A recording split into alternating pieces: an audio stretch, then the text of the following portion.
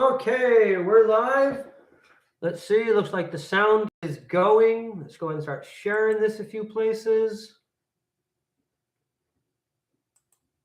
Send this over to Felix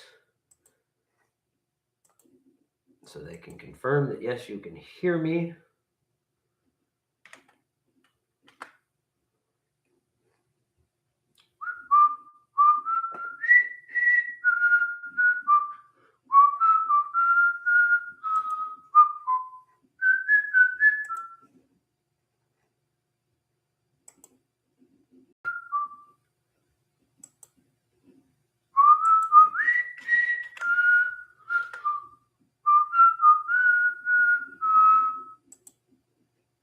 Oops. Where am I? What's going on here? Okay. Yeah. So what's this? We got a little. Oh. Okay, so I'm assuming I can be heard because no one's said they can't hear me. It's looking like that's working. Tonight, like I said, we're going to be talking about what's eating the Epstein class. Let me go ahead and get this shared a few more places. Give people some time to get here.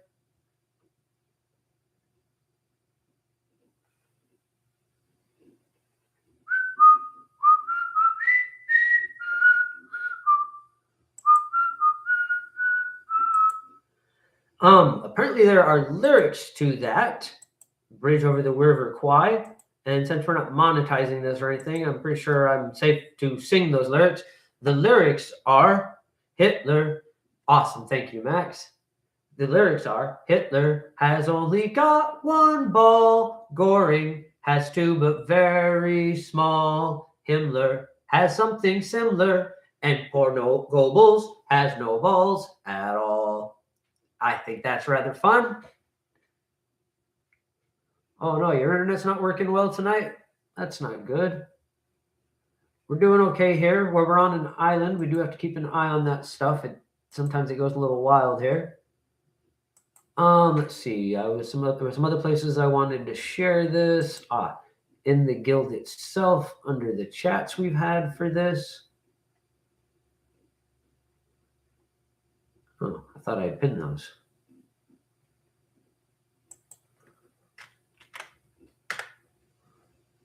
I've had two chats going on about this in the guild. My theory when I started thinking about doing this video, which, last week I did mention that it gives us a certain in, I at that point was already kind of thinking that we were dealing with some sort of Wendigo. And, well, let people get here a little bit more first before I get all into it. Tonight we're doing, tell them we're doing Coke. Coke and whiskey is always a good choice. I figure since I'm not monetizing the lives, I can just go ahead and have this out here as long as it's off to the side. I'm not flaunting it, I suppose.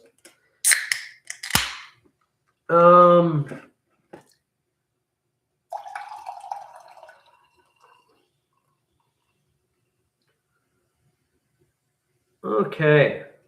So, like I said, I'm going to let people catch up. We're already doing pretty good, though. So, let's see. Where to begin? Well, let's talk a little bit about this week's video with hello, my love, Felix. Anyways, okay. So, Moist Critical is suing immigration, and we've been doing some work on that. We talked a little bit about that earlier on the channel. There's Mikkel there. It's just the name itself is basically his name without any of the vowels.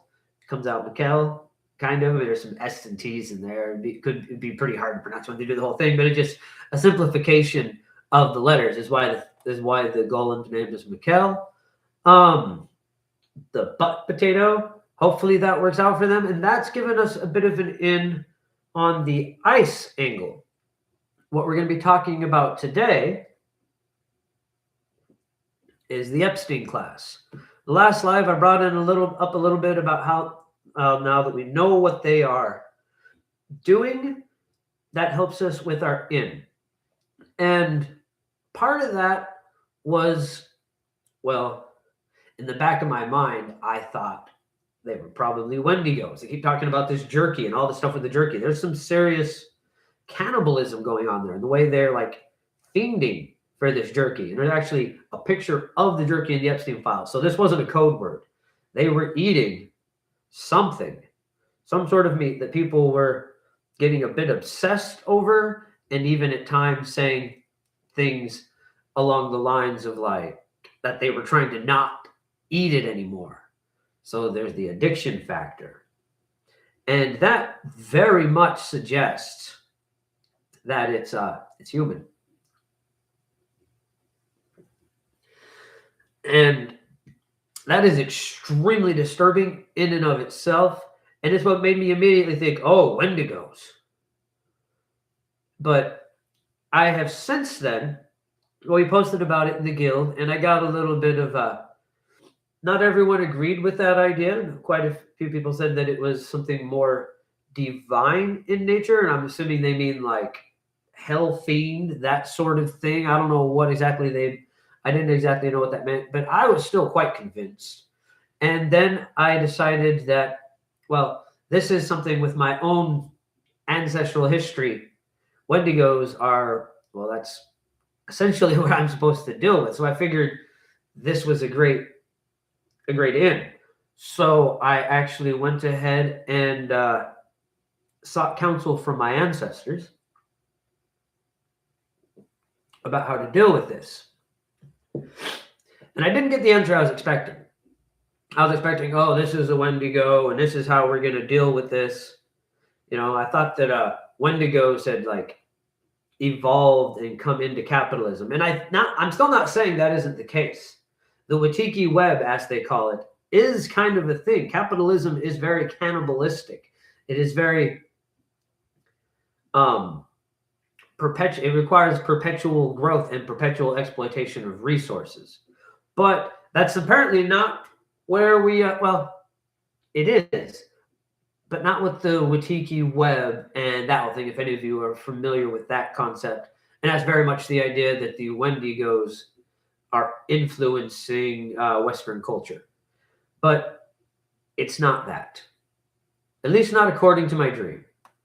And in the dream, I saw this person that had like, they were kind of covered in sores, and the father had a crown on, and there's blood coming out of his jaw. There may be something bloody in his jaw, but it was dripping down from him onto the brother, and then from there onto the daughter. And it was the idea of a carrying on of lineage through blood and something that comes through the mouth. And well, the fact is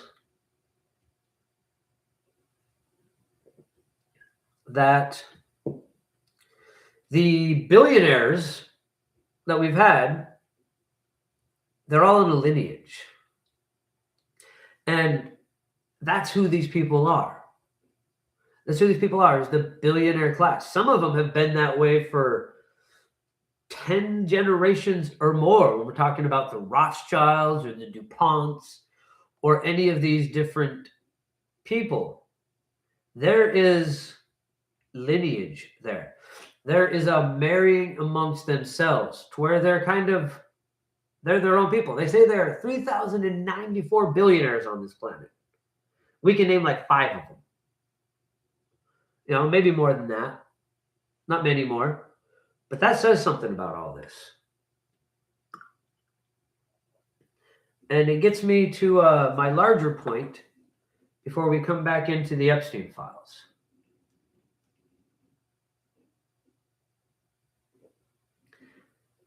And that's conspiracy theories are the best conspiracy theory out there. They are Well, conspiracy theories are the biggest conspiracy out there. We have, how would I put it? Well, not to keep harping on the same thing, we have 3,094 billionaires out there. We have these rich families that control everything, and that's right on the surface. You can find out the names of almost all of these billionaires if you really wanted to. Yes. Yeah, I've been thinking a bit about the vampiric angle about it as well myself, Max. And there's this, because like I said, it showed blood coming out of their mouths, and he had a crown, and it was dripping onto the next, and it was a disease carried through the mouth. That also implies words. And the lineage, like I'm saying, these people, well, they marry amongst themselves.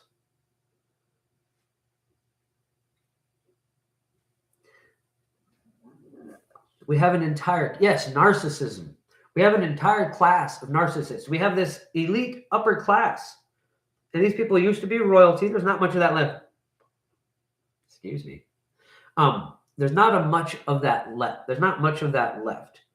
But there is royalty left. And surprise, surprise, these royalty people are all over the Epstein files. And that's what they're creating a new royalty. They're marrying amongst themselves.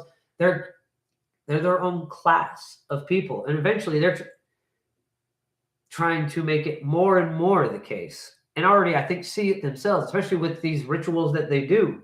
What they are doing, the primary driver there is to reinforce between themselves and us, the difference. Reinforce to the people in it that haven't fully seen their way of thinking that we, the rest of the world, are lower beings. So they get them to participate in these rituals. And I don't think that everybody that's involved with this stuff actually wants to do it even. I mean, with the stuff that was going on Epstein Island, there's a lot of sickos in this world.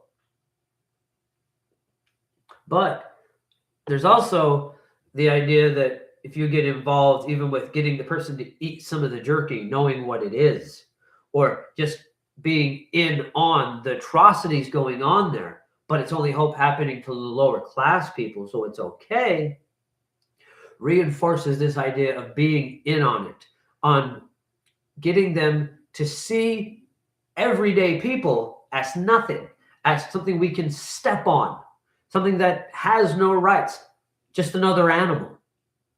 And that's part of the key of what's going on here, is they were not with Epstein himself, but even more than that. Yes, it is exactly, Felix, as prey, as something that it is okay to predate upon and do whatever you want to. And so that's why on that island and other places, why they push this to extremes, because they're trying to break away from, what they consider a sin, empathy. Elon Musk said it himself. Empathy is a sin. And if you hear the stuff that his father was up to, he didn't get that from himself. And in the case of Donald Trump, he wasn't the firstborn. And in a lot of these families, being firstborn is a really big deal. But Trump wasn't. He managed to get favor over his brother by showing he was the more cruel. And that stuck with him.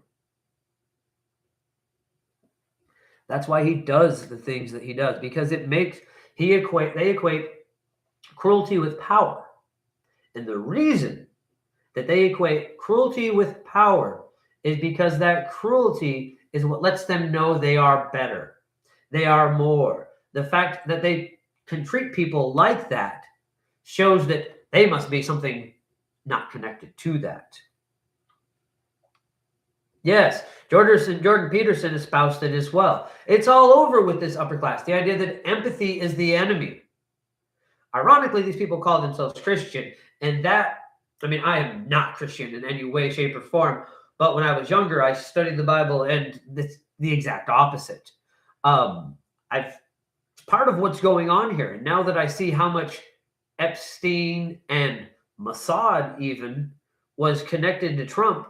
Now I'm seeing who it was that was smart enough to get Trump to essentially role play the beast and get these evangelicals that are secretly filled with hate and evil to latch onto this because it's what they really wanted.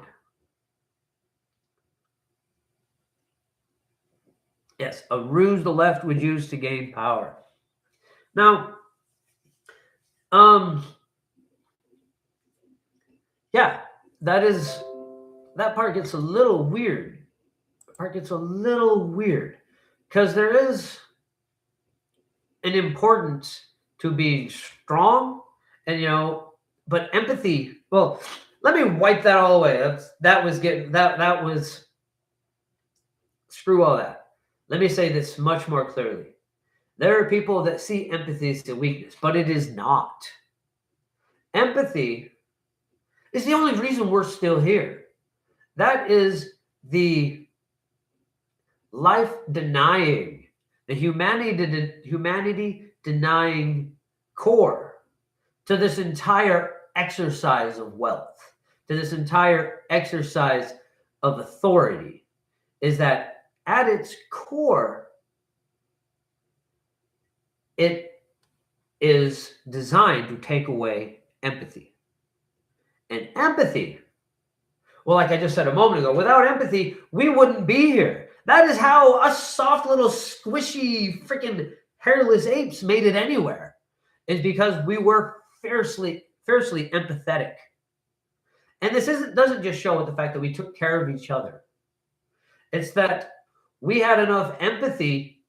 Well, however we wound up with dog, we had enough empathy to feed wolves and get them to come in and participate with us and help us become greater and help us survive. We probably wouldn't have made it where we are without dog. We know that we've had dog since Homo erectus. And we didn't get dog from being mean. We didn't get dog from being tough and not caring about things.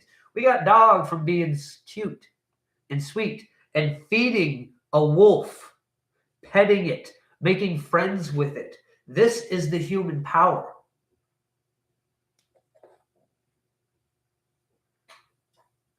Yes, empathy does not lead to money. It's true, Max.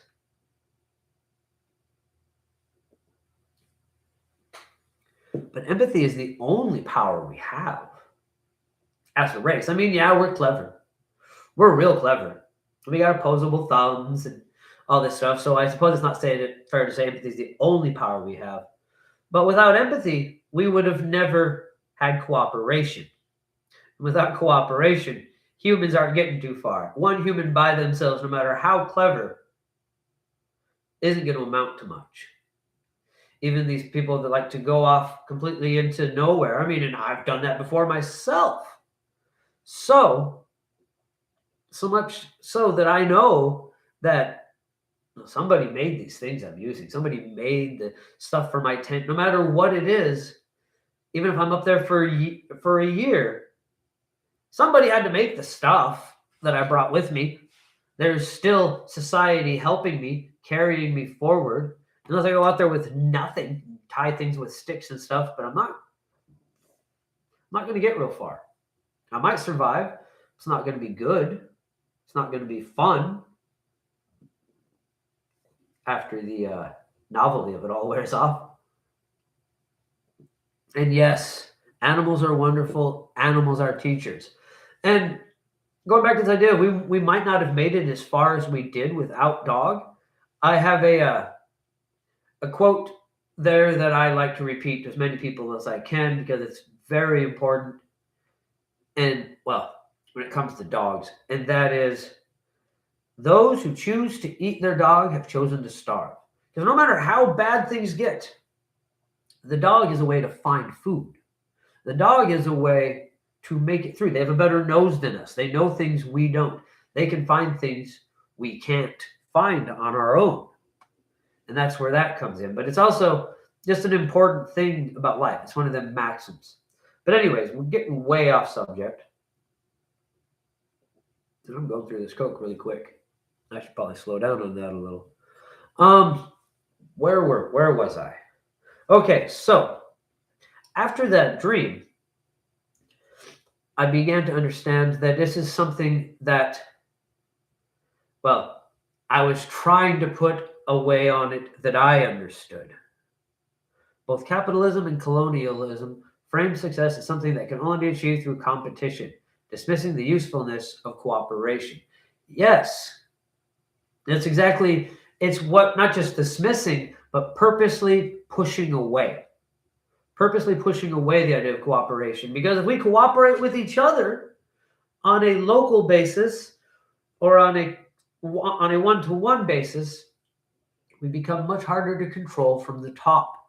They only want us cooperating with what we see as in our best interest through money, through the things that they can give us, and not what we can get from each other.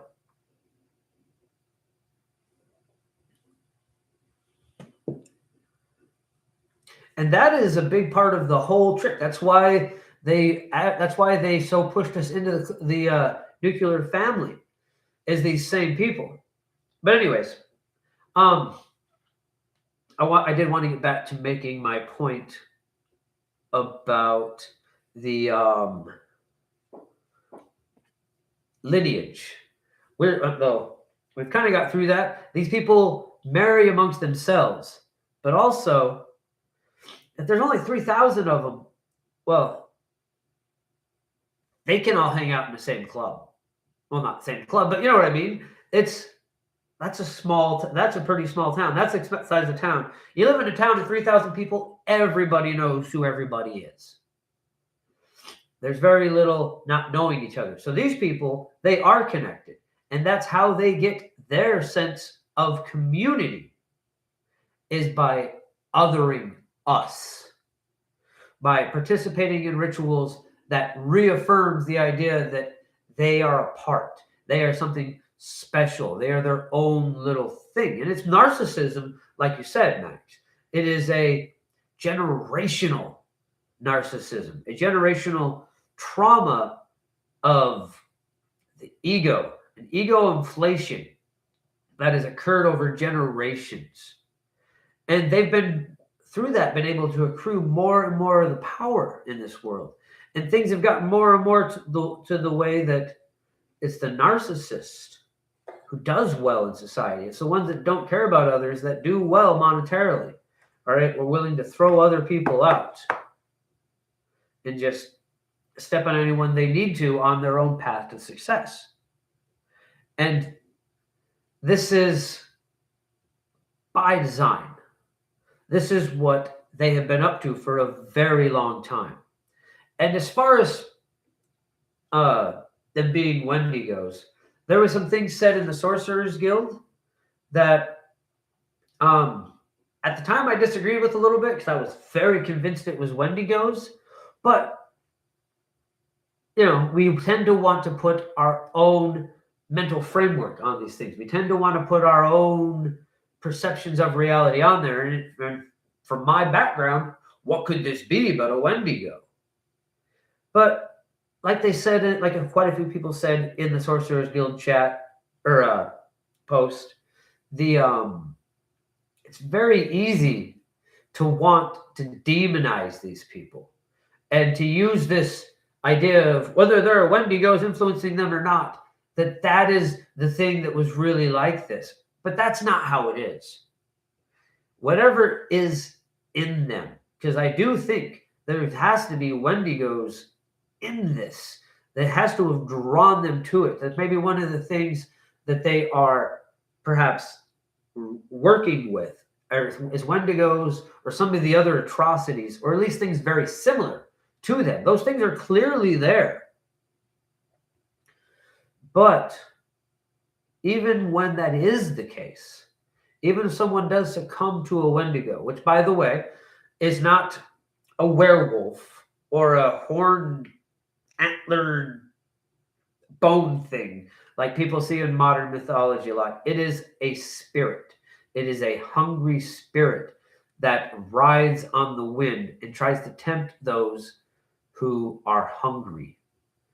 Originally, I think, has evolved some to tempt those that are greedy rather than those that are hungry.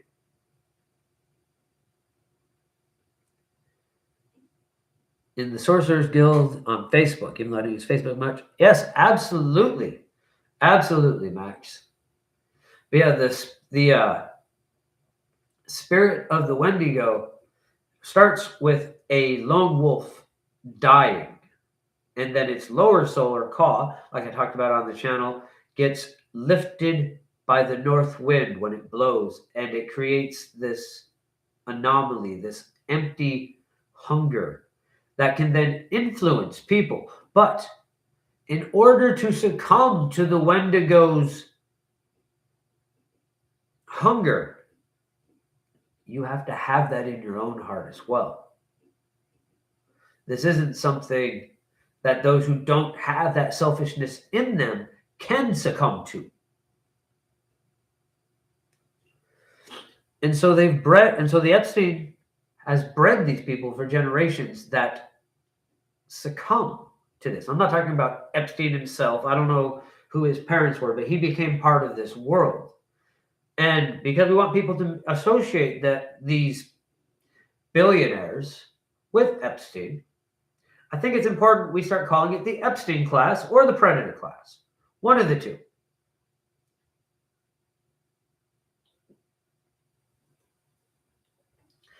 But it has become abundantly apparent that this is a web of manipulation. And it doesn't just involve Americans or even just the billionaires. There is espionage at play here. There are things going on in Israel with the Mossad that are involved in this. There's a lot of evidence that that's who bankrolled Epstein. That's how he went from teacher and art guy to having all these things, and then that he was using it to blackmail people that had been part of it and building up a larger and larger connection of people. And he might have been working with other governments too, but it looked like he started with Mossad. And then probably got enough blackmail material on some of those that he could start moving things around and just do whatever he wanted. And not all these people probably even knew exactly what they were doing, at least not at first. Probably the first one, he sent some girl over that was underage, that looked above age. And even then, you should know better. Especially if you're a politician or something. You should know better. You shouldn't be hanging out with. Either way, if the ones that were on the fence, you just get someone that looks like they're old enough and then tell them afterwards, hey, I've got a video of you with this girl and she's only 15. Well, now he's got her. So that, that's a lot of what's going on here. Is everybody's being blackmailed. Everybody has been implicated in some way. Because anybody that's been to that island, yeah, they've been implicated. But while he was alive, he could use that against them. The fact that they were part of it. He could make them feel like they were part of what was going on. And so then that gives them a reason to hide it. And that's why they're so hiding it to this day. Is because there are millions of people probably that feel implicated in some way, and almost the entire upper class. At least parts of it. Because this does seem to be going along certain lines. Not a lot of celebrities there, not a lot of people on the left, but there are some. This wasn't a totally partisan thing. Though it does seem like, there was a certain wing of the government where the people were a little easier to get up to pull into this kind of thing. And that might be because people of that nature tend to be more sinful, or excuse me, not more sinful, more selfish. People from that particular wing of the government tend to be more selfish, perhaps. That's part of the conservative philosophy. That's part of the whole idea of conservatism. Conservatism is the importance of the individual, and there's a selfishness in that. And I'm not necessarily against the freedom of the individual. I'm very much into the freedom of the individual. But there is a selfishness in putting the needs of the individual above the needs of the community. So it's not too surprising that something that preys on selfishness and personal greed, and the type of things that Epstein had going on there, you have to be a pretty selfish person to be willing to take pleasure in those sort of things. There's not a lot of surprise that there's a particular party of individualism that turned out to be more susceptible than the other side, in my opinion. Now, we've talked a lot about who these people are. Well, we've talked some about and where this is coming from. But like I said, as far as the influence goes, this does not absolve or even mitigate their behavior in any way. Even if there is some Wendigo or vampiric spirit, Max mentioned vampires. And considering that I feel weird saying that it comes from, this is a corruption that came from Western civilization. It's okay to say this came from Europe. I feel a bit odd saying that, but this was primarily from a European source. So vampiracy makes sense. It's the type of thing that would be in some ways behind it. It's definitely some kind of soulless, just emptiness. Unfortunately, I've been around a few PDFs in my day, and anyways, what we'll say about that is that one thing I have noticed is in the end, they are all very empty. There's an emptiness there in their eyes. And that is the hallmark of all of these things. Psychic vampires, yes. I don't think they're like turning into bats and flying in anybody's window or anything. What are you saying there, Felix? Yeah, like we were listening to the inmate formerly known as Prince Andrew's ex talking about how anyone who was in the scene would have known Epstein. Yes, that's exactly what I was talking about. Is that these people know each other. These people all know each other.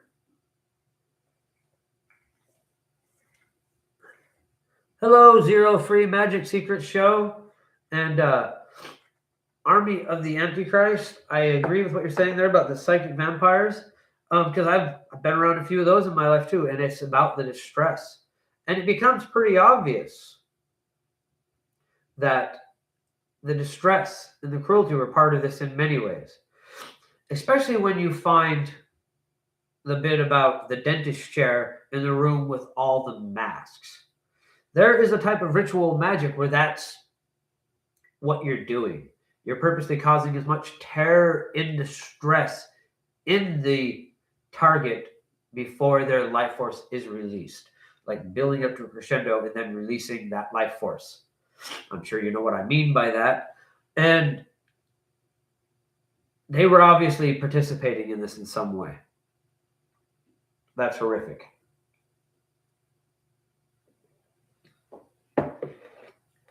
And yes, Max, there are a lot of psychic vampires in this world. And most of them feed that through, they feed through causing distress and inflicting cruelty. That's how they get that rush of power that they feel they need. And this is that on a global scale. That is what these Epstein people are. Now, and yes, a few women too. I try not to be a misandrist. I try not to.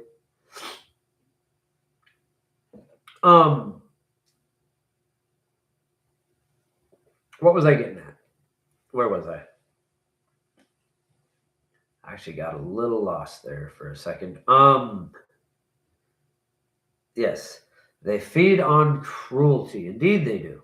They feed on that because it makes them feel that rush of power. But also, when you're talking about actual psychic vampires, this breaks down our defenses. There is an actual frequency that we start going on if we allow them to harm us psychically through their actions.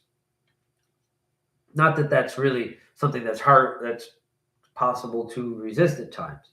Um, right. So the Epsteins, the Epstein class.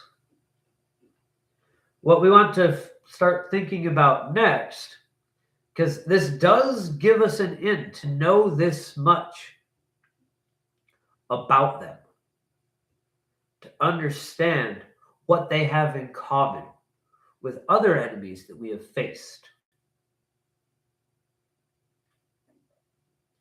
and what they have in common with the lore that we know, because there is both vampire and Wendigo lore that I feel applies here. And then from watching what they have done and how they've behaved, we can ascertain for almost sure that they see themselves as a separate group, as something above us. They probably even are starting to get to the point where they are a separate kind of being from us, starting to see themselves as another race, because they've been doing this for generations. Maybe not race, but at least class.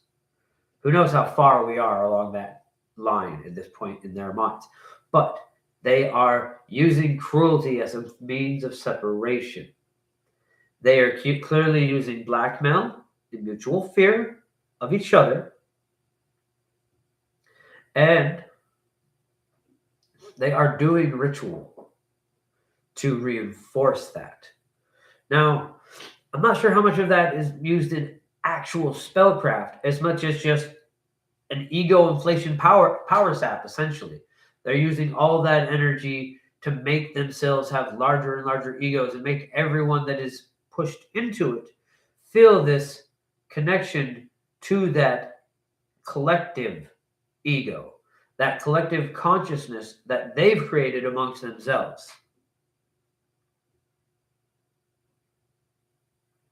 Yes, the djinn that eat the grave of the ghoul, the djinn that eat the dead of the graveyards. There is, I was struggling to articulate that, but I thought about that myself a little while ago, Max. That this undead quality that isn't quite vampiric. Yesterday's ghoul, today's zombie. Indeed. Um, what am I trying to say here? There is an undead quality to that. I was thinking about that myself just a little bit ago. There is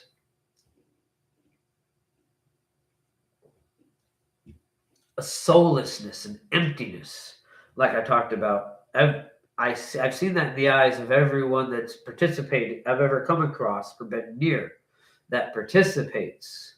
It's the kind of thing that was going on at Epstein Island. Unfortunately, I've been around a few. And one thing that I know is they all have that same emptiness. Everyone I've ever come across that participates in any of those behaviors, there's a darkness.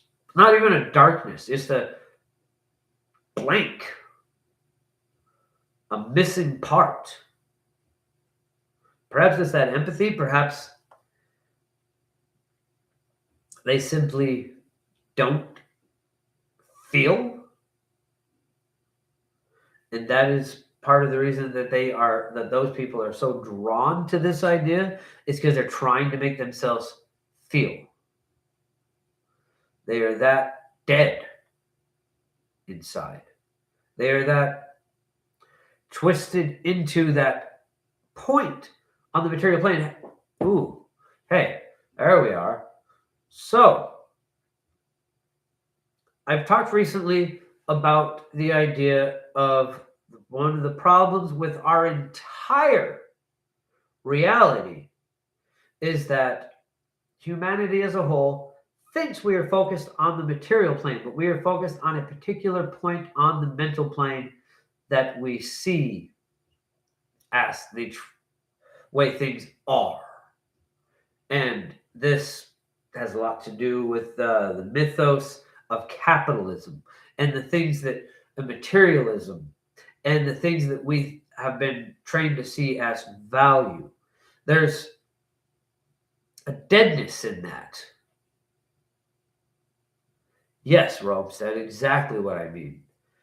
I don't know if that's necessarily what's going on with the Epstein class, but some of the cruelest people I've met in my life, that is exactly what was going on with them.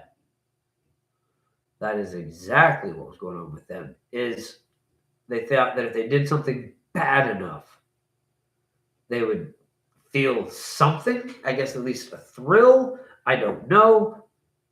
I can't fully get into them people's heads, but that's a good way to put it. Yes. Okay. So, trying to pinpoint these guys and these people down. There's an undead emptiness in them. One can almost assume, haven't actually been in the same room with any of them, but there's definitely that need for cruelty and the getting a thrill in it. Epstein wrote the Prince of Saudi Arabia wanting the torture video and saying the torture video was great. I'm assuming myself that was that reporter, Jamal Khashoggi or whatever that guy's name was, the one that they tore apart with pliers.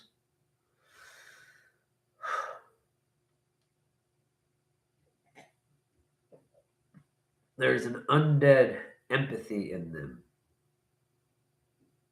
Yes, an emptiness, which is different than the nothing, because the nothing. Anyways, let's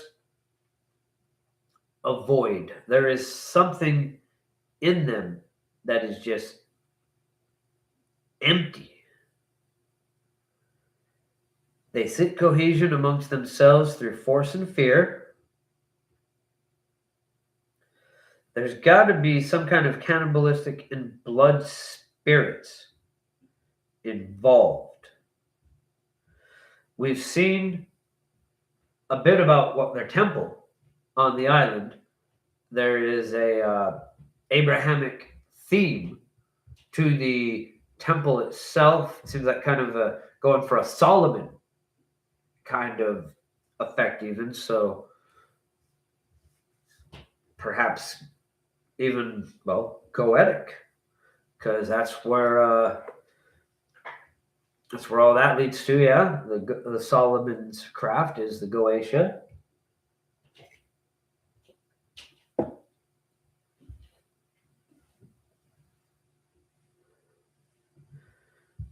Undead empathy wouldn't be empathy, but an act anyway. Just to pretend. Sometimes they can definitely pretend to have empathy.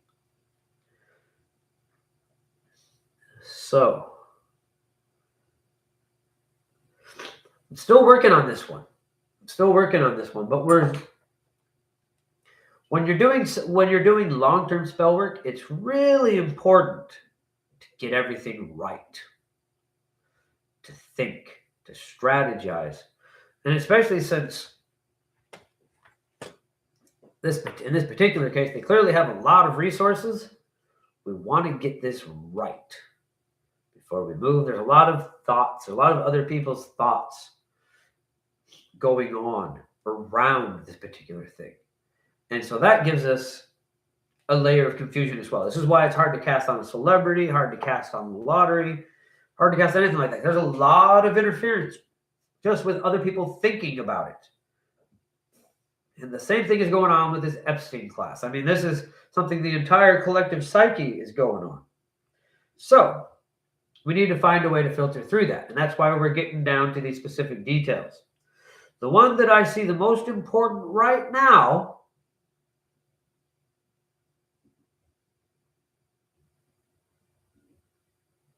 Indeed, Max. Absolutely. The way we should be working with these beings and the way we get a better reaction from them is to treat them as individuals and not try to boss them around as I am the Lord, King of Kings and Lord of Lords, and wear the crown and all that stupid bullshit.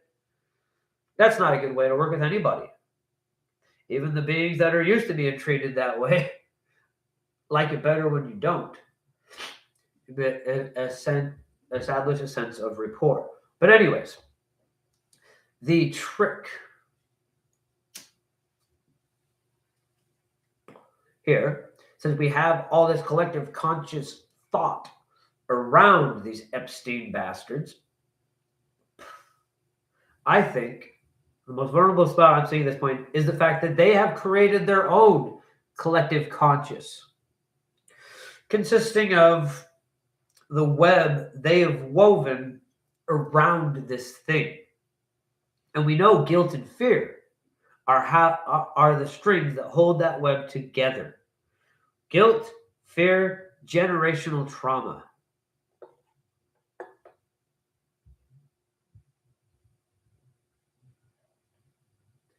Indeed.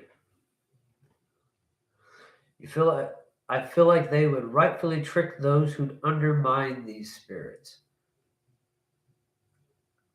I think I understand what you mean there. You mean that the spirits that are being that you work with the Goetia, if you come at them and tell them you're Solomon and wear the paper crown and all that ridiculous stuff, yeah, they're not dumb. They're gonna figure it out. They already knew from the beginning. It's just that they get stuck in routines when we're dealing with beings. Anyways, that's actually, I don't want to go off on that right now about the Goetia. Most of the beings in the Goetia, though, are either demonized spirits that never really were demons. They've just been demonized and placed into that category, or egregore copies of the same thing. Depends on how the spirit involved decided to react.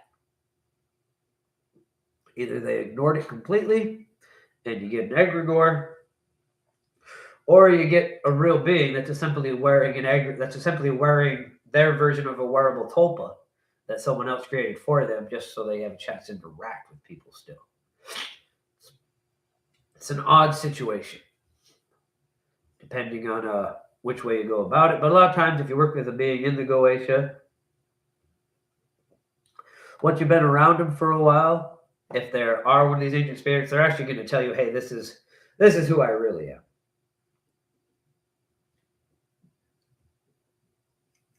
Oh, demons are absolutely fascinating. And it depends a lot on how you define that term. But that actually gives me a little bit back on track as to some of the things I wanted to talk about with this. Now, we know, and I hate to use this as a frame of reference, because the damn guy, once he found out he was right, now he has to go all pretending it's not there. It must be a very frustrating thing. But Alex Jones showed that Bohemian Grove is real. He got some film from that. I don't trust a lot of things that guy has done, and especially since now, I mean, he's clearly been bought over by whatever was going on there, wherever he was at. But he did get filmed in Bohemian Grove, and they've got an owl, that Moloch, or whatever the heck it is they got going on there. This is another place where we know specifics. And myself and many other people who are involved in sorcery, we have deep connections to owl and the unknown mysteries hidden within. So I'll be thinking on that as well. But I don't quite have what I'm looking for here. I don't have that specific dot that we need to actually take action. When I thought they were Wendigos, I was like, all right, here we go. I know what to do. I know what dolls to make. I know what dances to do. Because there's a lot of specific lore about this particular thing. Because it was an issue back when we had to spend the entire winter in lodges.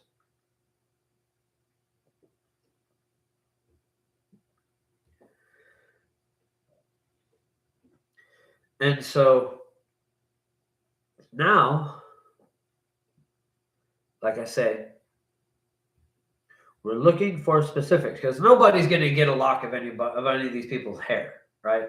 None of us are going to be. I don't know how we're going to get a tag lock. That's not going to happen. So we have to find a specific instance, an understanding that cuts through all the fuzz and all the different thoughts and random concerns and anger, justifiable anger around what has happened. And these are the things that I think are the most clear points. They have their own collective unconscious. There is that bit inside that Solomon's temple he has on the island, the cube building with the white and the blue stripes. Inside of that is where he was putting someone in the dentist chairs and doing all the horrible, whatever they were doing around in the masks.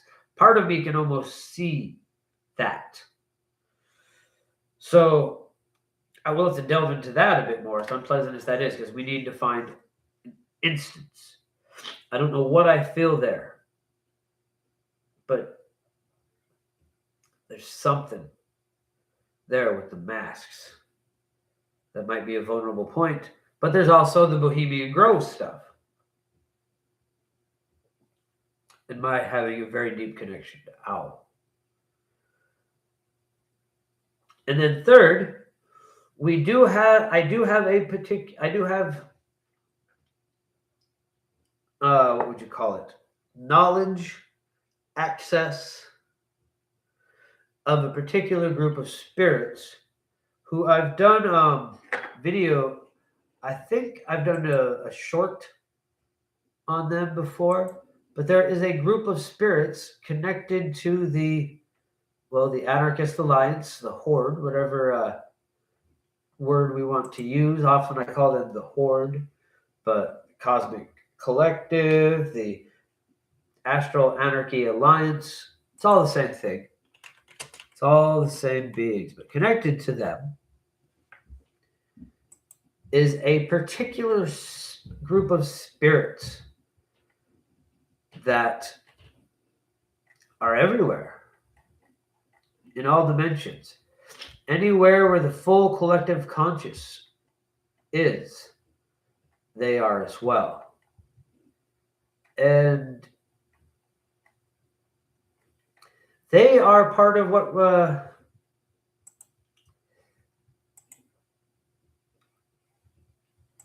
how would I phrase this?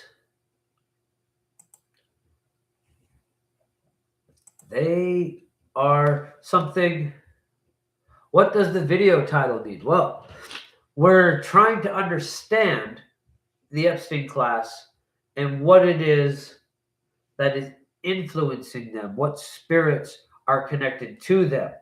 I started, like I've been saying in the video, with the supposition that they were being influenced by Wendigos, because that is the background that I know. And there have been a few different elders, I guess you would say, that have talked about this idea of the Wendigo or Watiki web and that going out. So that was my starting premise. And those are a hungry spirit. So that's part of why I chose the wolf jaws and set it up with what's eating the Epstein class. But we're going beyond that because I don't actually believe that there may be Wendigos involved, as many other evil spirits, but there's more to it. This is something that they themselves, the Epstein class, as a whole have been doing themselves. All 3,000, as I keep saying in this video, there are 3,094 billionaires in this world. And they have kept us from them. And that's why it's actually important that I don't go down that Wendigo path and that we keep this more closer to what is verifiable in an objective stance. And that is this conspiracies or conspiracy theory is the greatest weapon that the Epstein class has ever had. They demonstrated it to us with QAnon. The last thing they did once people caught on to Epstein was they tried to do a psyop and tell us it was other people doing it. He got us talking about Wayfair, Pizzagate, and all kinds of craziness. And some of the people on the left that they accused in that were some of the people on the left that were involved. But it got us looking in the wrong direction. And that was the purpose of QAnon. That was the purpose of QAnon, to make it so that when someone said Jeffrey Epstein didn't kill himself, you assumed they were also into lizard people and adrenochrome and all this craziness. And it turns out, well, they were accusing the other side of things they were doing. But it's that way with everything. It's that way with about, I hate to even say it, because people are immediately going to start thinking I have crazy ideas myself. It's that way with 9/11. It's that way with the JFK assassination. It's that way with all kinds of stuff. You start talking about any of this stuff. You start talking about any of those rich families that do control the world and can verifiably be shown to prove the world. You start talking about the Rothschilds, people immediately think you believe in lizard people. People immediately assume you have a flat earth theory that you're going to lay on them. Because anytime you start talking about these people, they push that out there. They're the ones responsible for it. They're the ones that make sure these connections exist. That way, anybody that starts talking about the fact that there are 3,000 people that own fucking 98% of the planet, you assume that we're talking about 3,000 lizard people. No, billionaires. And we can easily figure out who those people are. It is verifiable. We know that we can find their addresses. And so they got to keep us thinking about lizard people and craziness so that we don't go do something about the 3,000 people that are actually the problem. And that's why conspiracy theory is the most powerful thing that the billionaires in the Epstein class have on their side. I'm not saying there's never conspiracies. That is one of the conspiracies, is that they throw that stuff out there. But there's all kinds of crazy stuff going on in this world. Both those things, 9/11 and JFK, both, the standard answer isn't satisfactory, and we all know it. But nobody wants to talk about that because people are going to think you believe in lizard people or flat earth if you do. It's very powerful. Same with the Jeffrey Epstein stuff.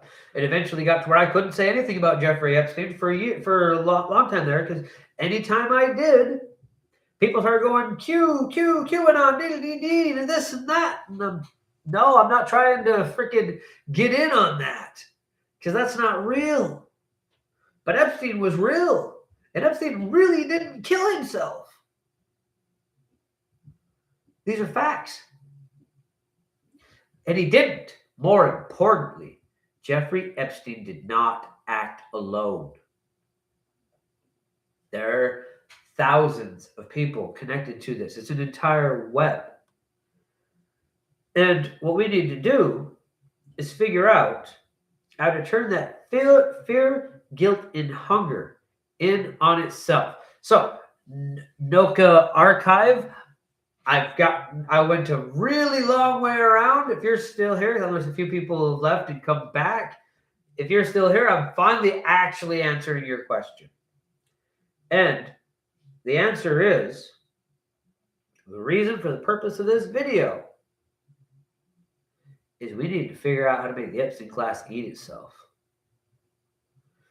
Fear, lust, hunger. These are the things that connect them together. They have this fear, guilt, and hunger.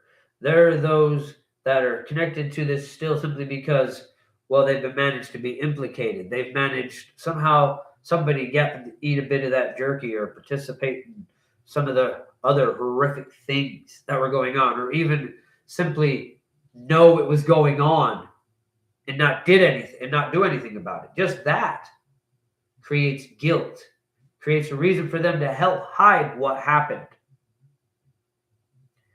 So there's the guilt and there's the fear. Oh my gosh, if I'm guilty of this and someone finds out what's been going on, they might get me too.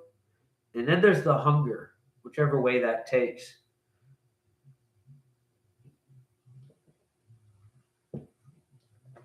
That cause others to be involved.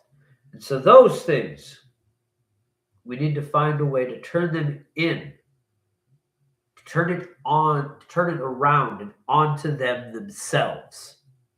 And so that's why the video is what's eating the Epstein class, because something needs to be. Something needs to be turned around on the Epstein class. And I got a little sidetracked from something I actually was going to talk about here, and that was the hounds. This is the Ouroboros, yes. But there's also a particular group of spirits that are associated with the horde that would be very useful for this. And the next step, and something I can actually do right here on the live today, is invoke them. So that is what we're going to do next. Ideally, it would be good for anyone involved in that scene to actually hear these words, because the hearing of these words invokes it as well. But there is a poem I'm going to recite. And the reciting of this poem in connection with things that have happened has a response. The poem will explain who they are. The hounds. With her last breath, she whispered, please, and so they come. Like the fingers that closed around her throat, their teeth are cruel and stronger than their prey. For every father's impotent rage, for every last shriek that has yet to vent its motherly wrath, for every fallen victim that had the will, but not the strength to rise, there is an echo in time. Each time another pulse, each time another twig snapping, another drum beating, another mouth growling, another voice howling, another angry beat rising. For every cruel deed that goes unpunished, for every foul act that tortures the innocent, there are creatures waiting just beyond the shadow of death. Feral hounds, driven by a hate that has become hunger, ravenous tongues taste the air, hunting for the scent of evil's fear. Snapping jaws and angry teeth, talons raked with blood. There are no angels here, only vengeful monsters that feast upon the cruel. With her last breath, she asked for mercy, and death released her pain. After his last breath, he will wish for mercy, but they will come.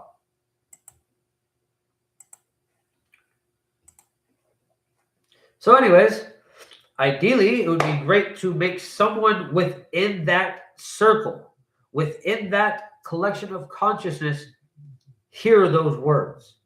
They have been spoken in connection to the Epstein class now, and that is a factor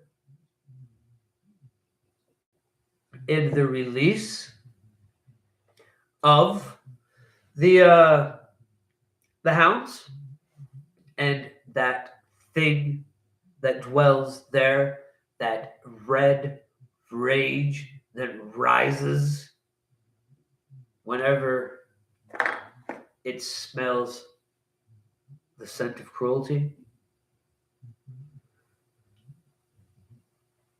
But we want to spread that. I'm going to make a short of that fairly soon, and we'll see how far it can get. If there's anything I've ever really hoped other people would share and see if it could get farther, it would be those words.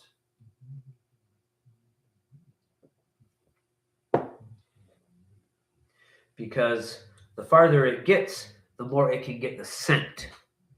The more releasing the hounds will find us our prey, which is that connection into the collective consciousness of those within the Epstein class. That's what we're targeting now. That's what we want to figure out how to turn around onto itself and get it to eat itself. Is the collective consciousness of those who are all connected together by their actions on that island and the ranch in New Mexico and all of it. They all are all part of the same web. And when it is built on fear, guilt, and hunger, it is vulnerable to implosion. And so, once we figure out that thread, we can make the Epstein class eat itself. And that, ideally, is what's eating the Epstein class. Themselves. Like I said, I want to go over that bit one more time. It is tempting to tell ourselves that there is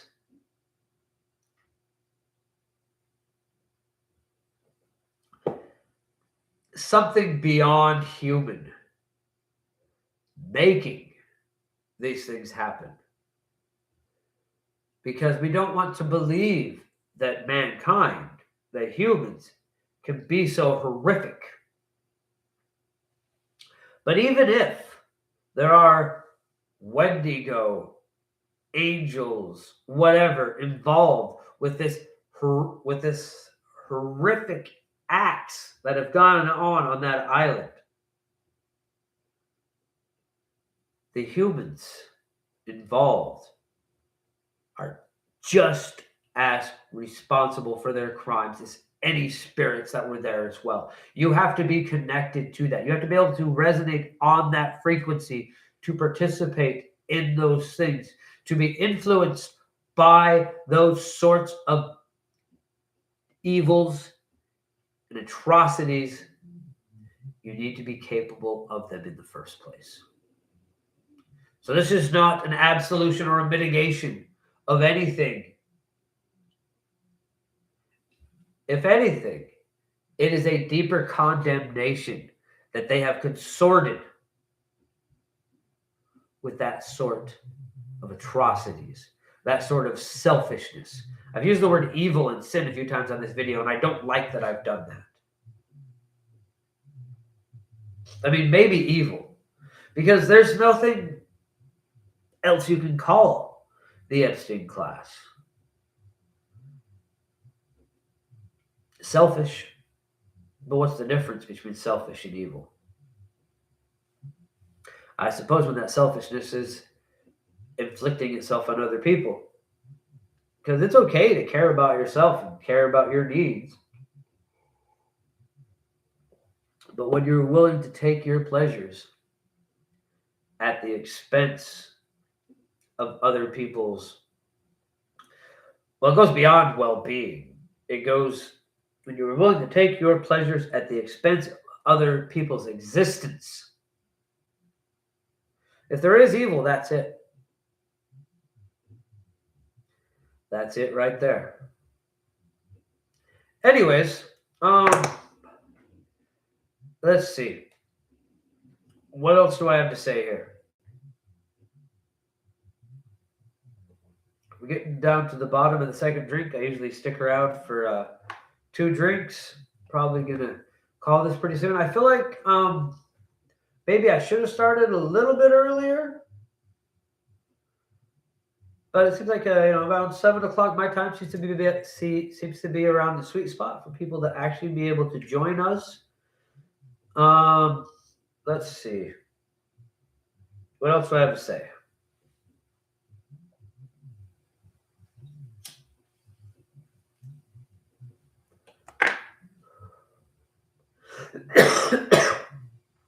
There's the work I'm doing for Moist Critical. That might lead somewhere depending on where the potato golem finds its way in. I mean, it should lead somewhere.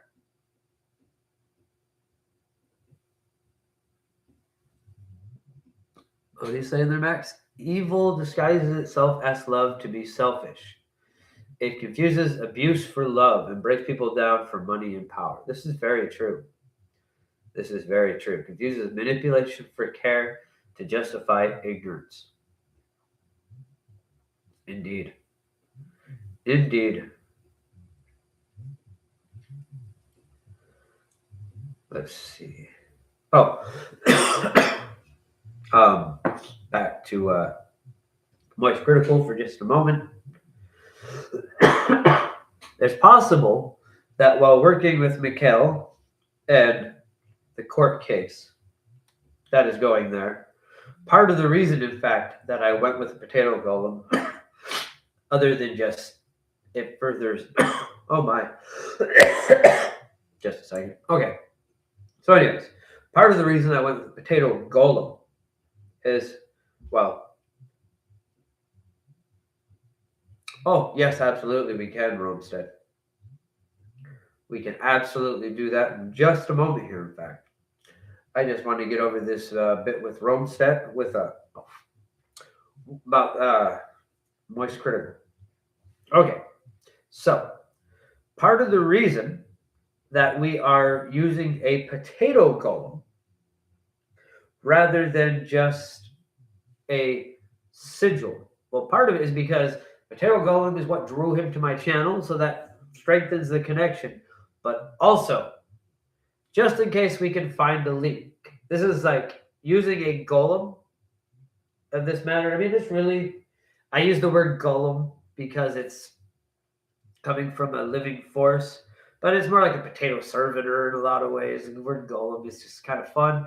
But either way, that it isn't just because it drives that connection, but it makes it a smart spell, which I can tell it to do as much as it can to damage other parts of the system that he is working with. But also, we're still looking for that in.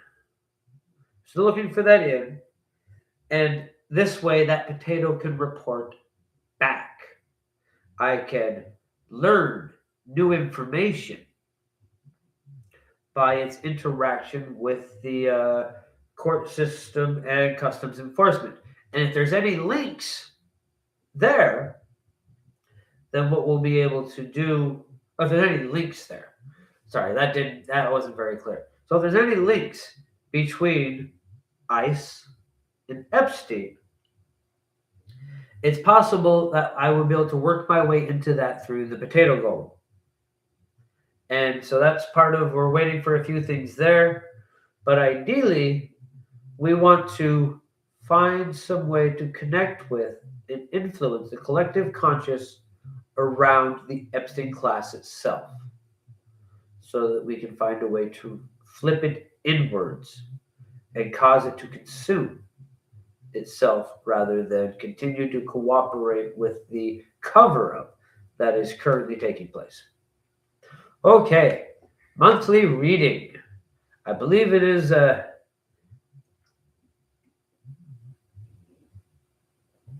it's time for that then, Romstead. Let me see if I can remember how to do this. Share screen. Window. There we are. I was actually set up for this already. Okay, let's get rid of the crosshairs.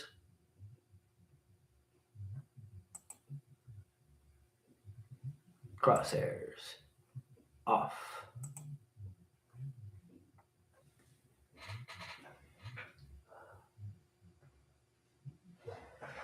Okay, just a moment. Since you're looking down there, I'm going to go ahead and.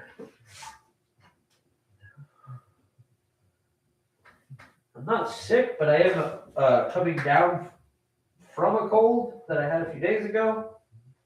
So if you've noticed my voice, that's why I'm sounding a little stuffy, because I am.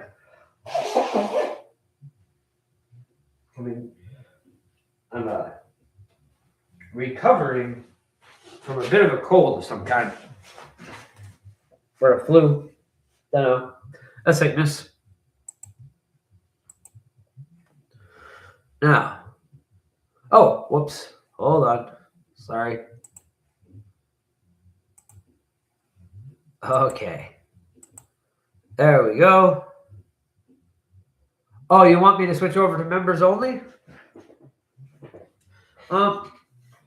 Yeah, that is fine, because I did say I was going to start switching over to members only for the readings. Let me see if I can figure out how to do that. I've never actually switched before.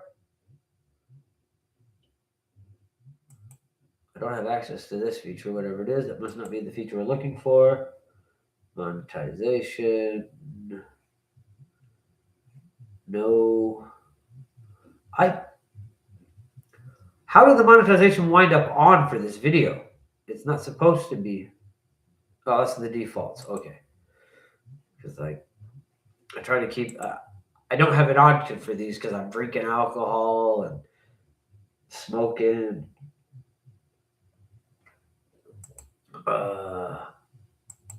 Right. Let me see if I can figure out how to do that.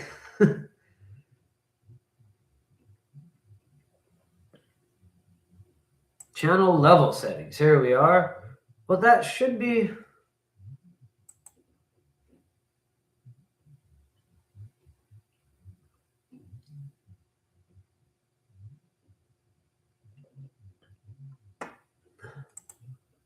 Huh.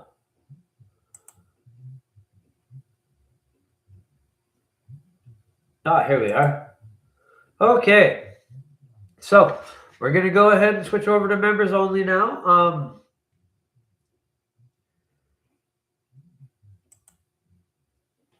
Just a second. Now I don't know how to do it. Let me come over here for just a second. Okay. So I'm pretty sure, since there's the number I'm seeing on the screen here and who I'm seeing talking, I don't think there's anybody I'm actually saying goodbye to at this point. So yeah, we're going to go ahead and switch over to members only.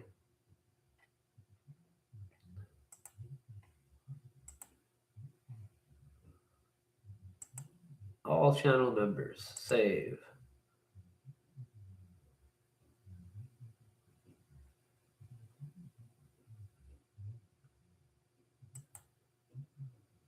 Okay. So there we are. We switched over to members only at this point. I do think that is fair for the readings, especially since technically you could just have me do it. Well,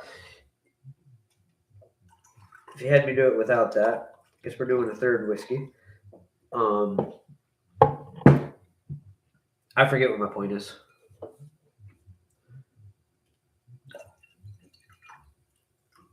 Oh, that's what I was trying to say. Sorry.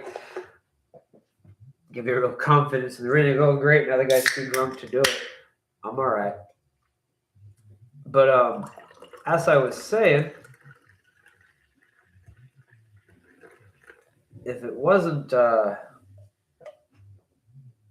the live, the difference is, you can do these privately, but you would just get pictures. You wouldn't be able to interact with me live while we're doing it. Anyways, so Rome said, what's your question? We're prepared now for that.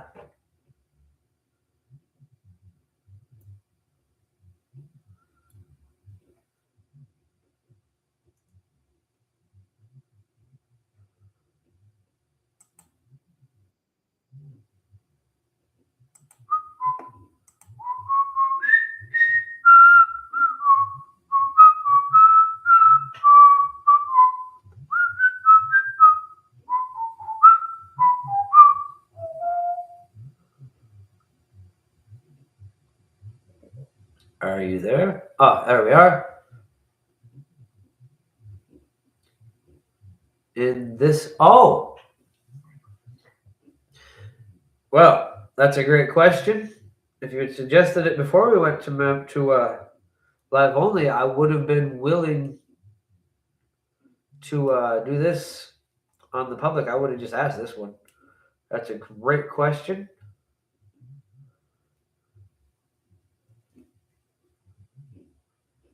In this procedure, I assume you mean in the procedure that we are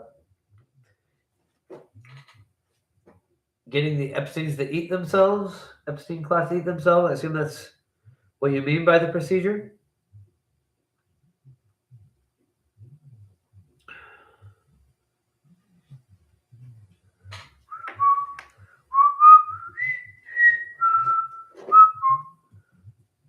I'll need you to answer that before I can actually do the cast.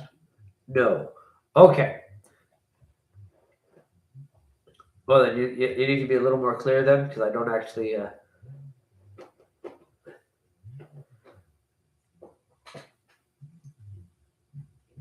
Are you willing to tell me what procedure you're asking for, or just in your procedure? Because I can do that. We can just do it. Any pitfalls that you would need to watch out for in your procedure, and because you know what you're talking about, it will affect the rooms, and they will come out properly. Ah, okay. Doing some stuff to resolve past financial stuff that's been neglected for a while. All right. Yes, we can absolutely do it on that. That makes a lot more sense as to why you would ask for that on a personal level.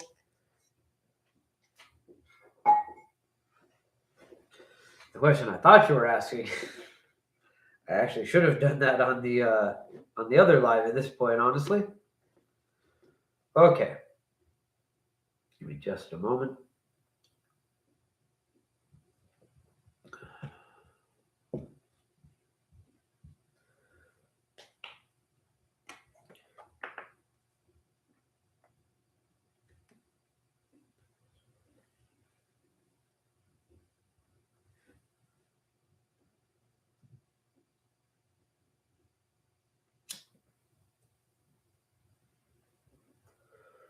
Okay. I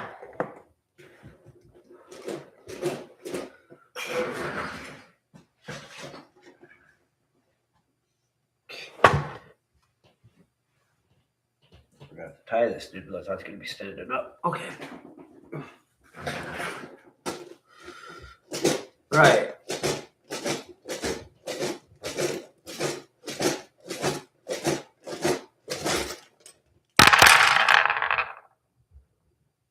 Well, that blue one really took a dance around the board.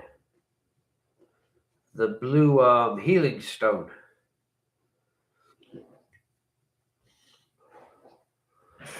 All in all, this is a fairly favorable reading. But let's go ahead and go through it, of course. Okay.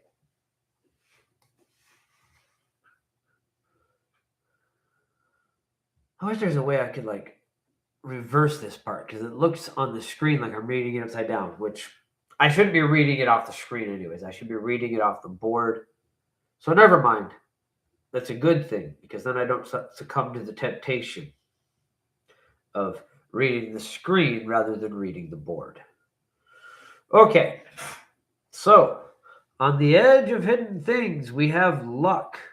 In the very beginning of the reading, that's what this dark portion over here is. See it on both sides. This is past. This is into the future. It's read left from right, just like how we read our letters in English. Okay, so on the edge of things unknown, you don't know quite how lucky you were. Perhaps that means, but this is past. Luck on the edge of the unknown, but we also have unknown in paradise in a revelation of the unknown. From there, we have the Healing Stone and Paradigm Shift. And it really danced around the board there. It danced so much. I feel like that was significant. I feel like that means something. Not exactly sure what. We'll get back to that. So, we got the other token stone, the poison one, but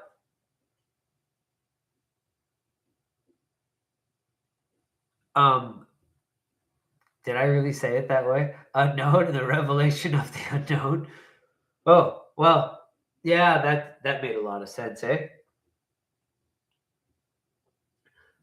We have shadow in the house of revelations, of things that are revealed once the full pattern is complete. And then we have healing and paradigm shift. And then up in the house of the individual, we have gain, which is being even held up by that nice bone there and being very well taken care of. But we also have the poison sigil in that same house.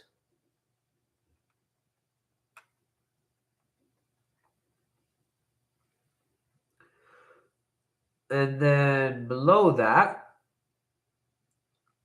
we've got both of them upside down.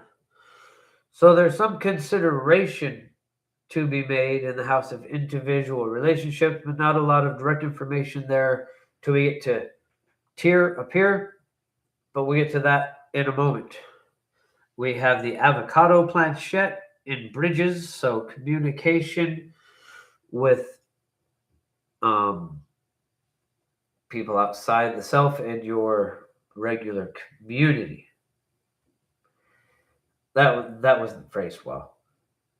Connection with people outside of your everyday life is what it's talking about in that particular case. Now, you did ask about the question was about what pitfalls to look out for.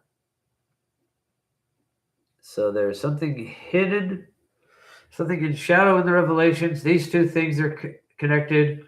You're lucky it hadn't messed with you before, but it's going to be revealed here. However, there is healing and a paradigm shift. And we have both gain and poison on the individual. And then we're going to come back over to this here, like I said, that we weren't going to talk about until I saw the whole board a little better. Oh, that one's signals. Okay, that's good. Okay. So, several stones in the house of partnership, and then a victory thing coming there. That is support. That is things other people are doing that will help you get to your victory.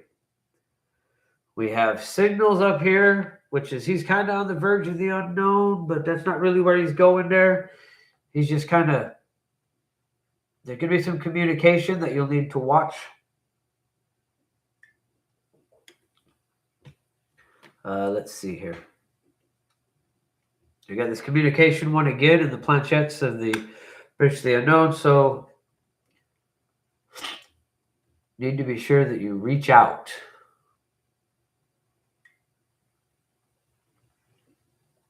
Let's see. Yes, you need to there are people doing things for you to help support what you are doing. It's people that are close to you, and also to reach out to those things beyond yourself.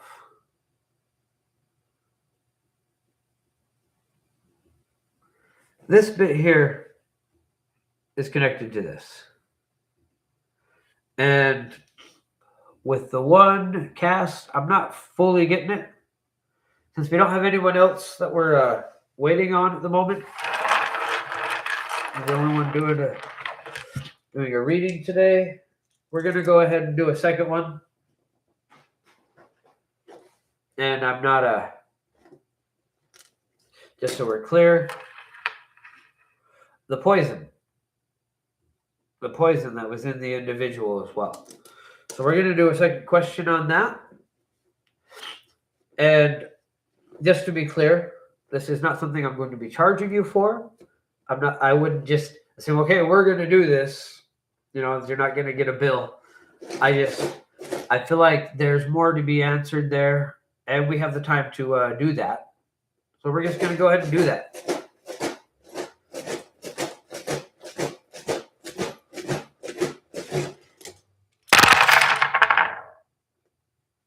So what I'm asking here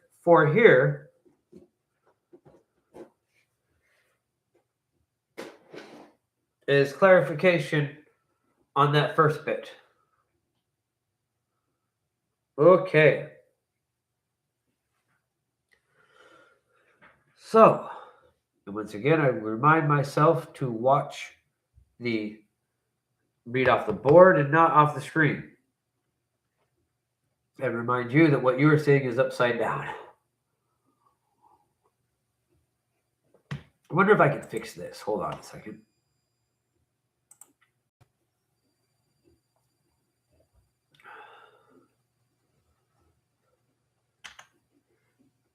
Nope, didn't work. Okay. I was trying to make it just a little bit bigger, like a full screen kind of thing, but it doesn't seem to want to do that. Okay. So, we have the cash cow sigil right there off the bat. And it's being held up by something from the unseen. And we got shadow right there. But we got strength going from what is revealed into paradigm shift. And growth from completion into revelation. And it's explaining about that poison. So this is back to that bit about it was lucky things went the way they did because there was something that could have happened. It's growing from completion into revelation. Movement away from that bridge. So, if you remember a reading we did a while back, talked about reaching out into your community. I think that is part of the pitfall we're looking at here. Especially because up here, we got two separate answers. See this? We got drama upside down and all these things upside down here, but that's just undecided in the personal relationships. Talking about background, essentially, that with the people in the community. Like on an individual level, you've got a lot of people think about you. A lot of people remember you, and you haven't been around much. But there's just a lot there, and it seems like a lot of it could be neutral right now, not necessarily good or bad, just past history. And we've got this here. Up here, we got either empty manipulation or joy. But I'm not sure what the heck this has to do with the financial situation. Right? Because the first one was about pitfalls with that. So we're getting a little, it's like the runes have gotten off subject. But I suppose we did ask for them to explain a little bit more about other stuff. And we was asking about financial pitfalls. And it was something on your individual basis. So we're going to reference the first one back into this just a bit. Because we did go off, because apparently we went off on a bit of a tangent that it just mentioned as a side thing during the first reading. Because we were off on the poison here. Okay, So that first reading was saying that mostly reassurance. There's mostly reassurance that yes, you're on a good path, you have the support, and we had victory being carried from that. You have the support, you've been doing the work, keep going. There isn't any real pitfalls to be had. But there are other things that are poisoning you as an individual. And that has to do with the thing we talked about before about the taint that came into your image with some stuff in the community, or the Romestead's full image. Because I say you because I know which person from the Romestead is probably talking to me right now. But it wasn't just you. It was the whole Romestead. Well, we did some things that affected our reputation.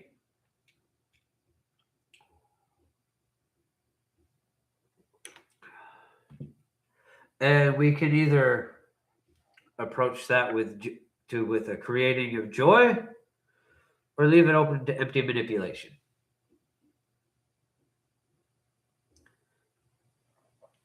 I'm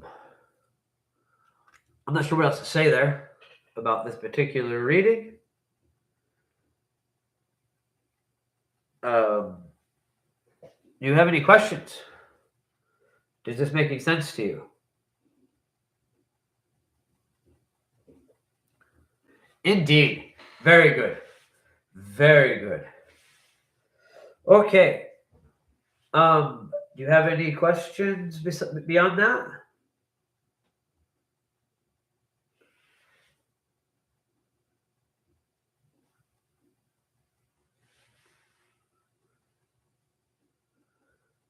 Okay, I'm going to have to, I'll be right back. You go ahead and work on whatever other question you want to ask. I will be right back.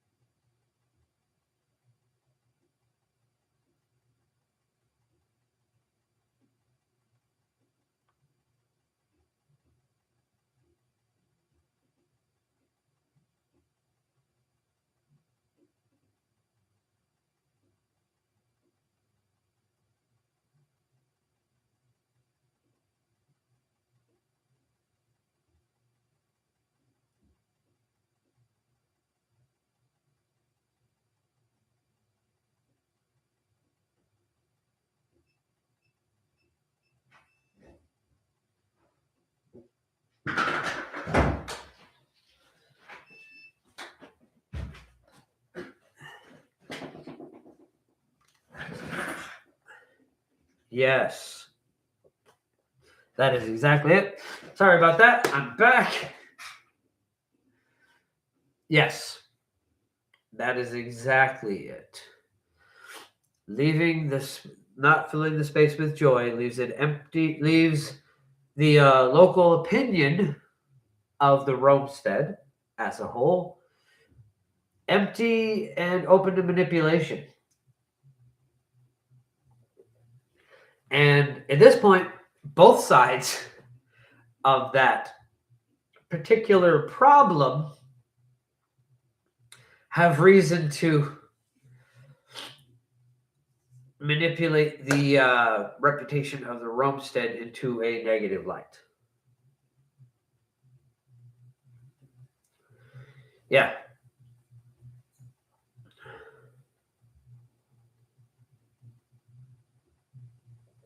Yeah, it does. Sorry about that. Like I said, I had to run off for a moment there, but I'm back. Coach got through me real quick. Anyways, unless there's anything more, I'm actually going to go ahead and end the live now. Is there anything else you wanted to ask while I have the rooms out? Since it's just the members here, I think I'm going to. I think we're going to make it so that once I get into this space where we're doing the members only part, because actually kind of makes sense to do this. Plus, I can just chill out a little more when just the members only part. Stick breaking. All right.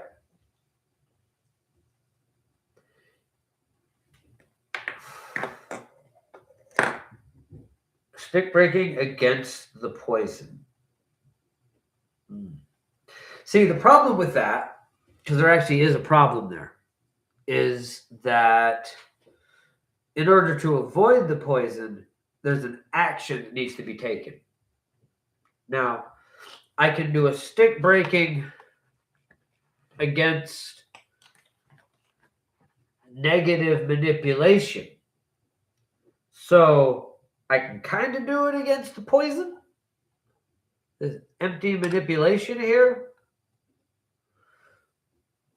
But in that case, it's better that I do it against any against any negative manipulation in that empty space. But ultimately, the importance is to spread more joy to prevent that. So I can do this, but there is positive action that needs to be taken on your part to fully prevent that empty space. I can do a stick breaking on that empty space being a negative spot, being a negative. Okay, fair enough. We'll go ahead and do that then.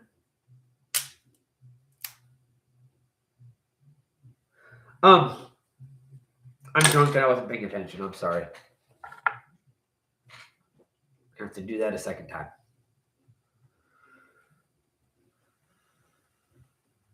I'm not drunk, but I have enough of a buzz. I wasn't paying attention to what I was doing. Did get into a third one tonight.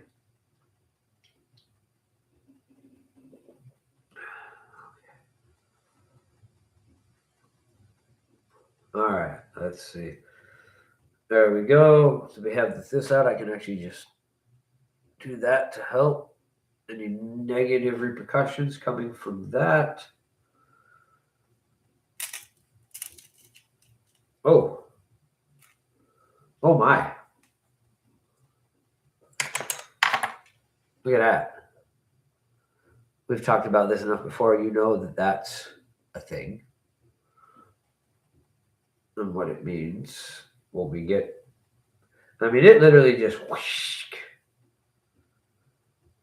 Now, there was some problems with the breaking itself. You know, there's some,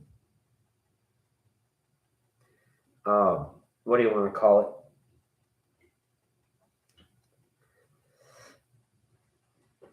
it? There's some bits there. Where, you know, like I said, in order for the one to be affected, the other there has to be the positive action. But I mean, this is literally, this part didn't break. This came from both sides. So we're going to do this.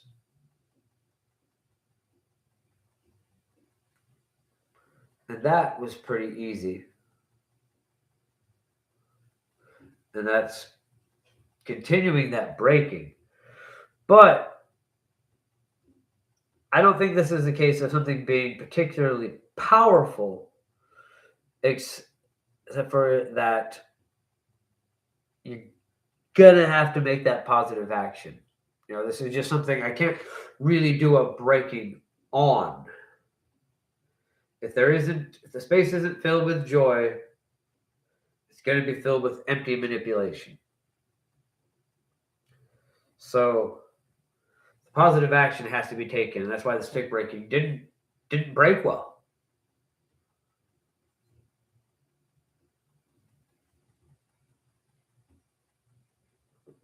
I don't think it's a particularly powerful negative. But I do think